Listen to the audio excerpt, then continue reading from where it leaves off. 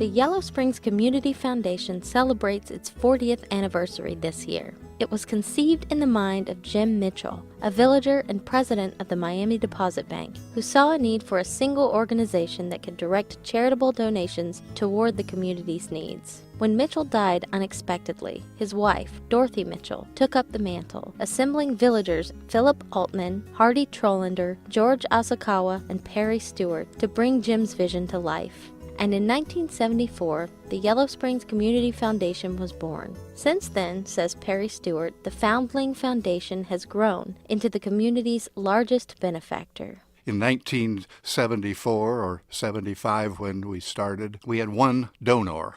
Happened to be the Miami Deposit Bank making a donation in memory of Jim Mitchell. Now, the last year, that is 2013, there have been at least 350, I always think of it as 10% of the population of Yellow Springs, people who have been involved in donating money to the Yellow Springs Community Foundation. Throughout its 40-year tenure in the village, the foundation has helped build some of the community's most valuable resources. Before she was a member and then trustee of the foundation, Dorothy O. Scott says she was on the other side of the proverbial table, garnering support from the foundation to build the Community Children's Center. We went to the Community Foundation first because we knew that their endorsement, never mind how much money they would give such credibility in the community. The foundation has earned its credibility in Yellow Springs by consistently meeting community needs and, in some cases, meeting them beyond expectations. Jane Baker, a former Community Foundation member and trustee, says her first involvement with the foundation was in 1984 when she helped found Chamber Music Yellow Springs. This is our 30th year for Chamber Music, and I was one of the founders of the organization. And when we got started, we went to the Community Foundation for a small grant. We were just worried about being able to pay the artists. And so we asked for a rather modest amount. And George Reich, who was the treasurer, and I met with Perry Stewart. And Perry said, I think you should ask for more money and we'll make it a matching grant. So we did, and that got us off to a much stronger start. 30 years later, we're still going strong.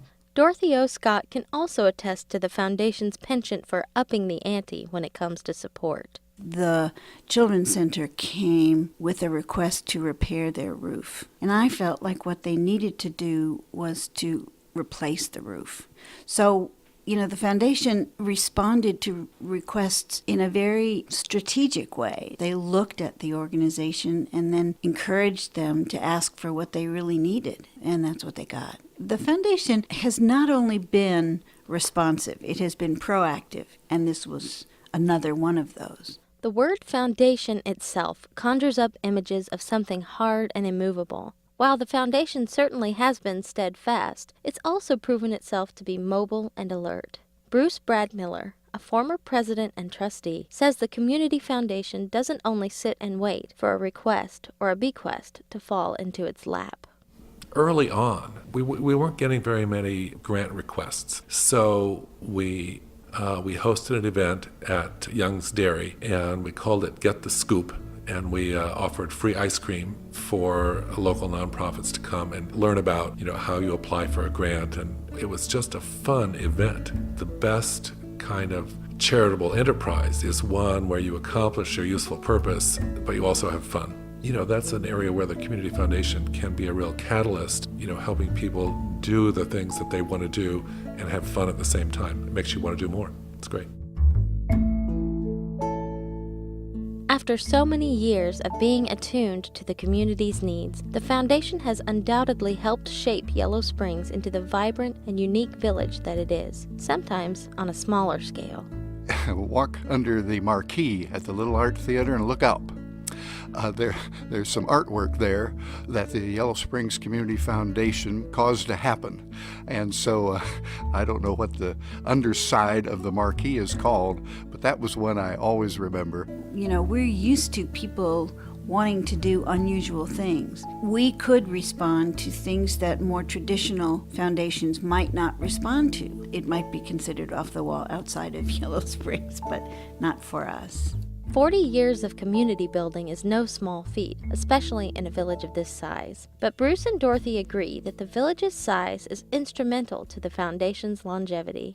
If you're passionate about something here, you can really have an impact because our pond is relatively small. So anybody who wants to be a fish of any size can do that. If you were in Dayton or Indianapolis or Cincinnati or whatever, you could be equally passionate, but it would be much harder to make a visible impact. And here you can make a visible impact right away. The people who are active in the Community Foundation are there because they want to be and because they want to enhance the lives of all of us in this small community. And I think it happens most effectively in small communities. I believe in active community participation. And that's what the Community Foundation does, is out in the community as a living, breathing organism. Long life was one of the main goals of the foundation at its inception, according to Perry. Well, nonprofits come and go, but Jim Mitchell thought there ought to be one foundation which would start and be immortal. He said, we being the people of Yellow Springs, one place that we can make a gift and know it's going to help many ways in Yellow Springs. As the community toasts to the long life of the foundation this year, it also toasts the women and men who worked to give it that life. And in Perry Stewart's estimation, there is one person who should be celebrated at the forefront. Sometimes I think every now and then, who should have statues of which in Yellow Springs besides Arthur E. Morgan? Most of all, if there were a statue for the Yellow Springs Community Foundation people, it would be Dorothy Mitchell. Yes, Jim had a vision. Dorothy made it happen.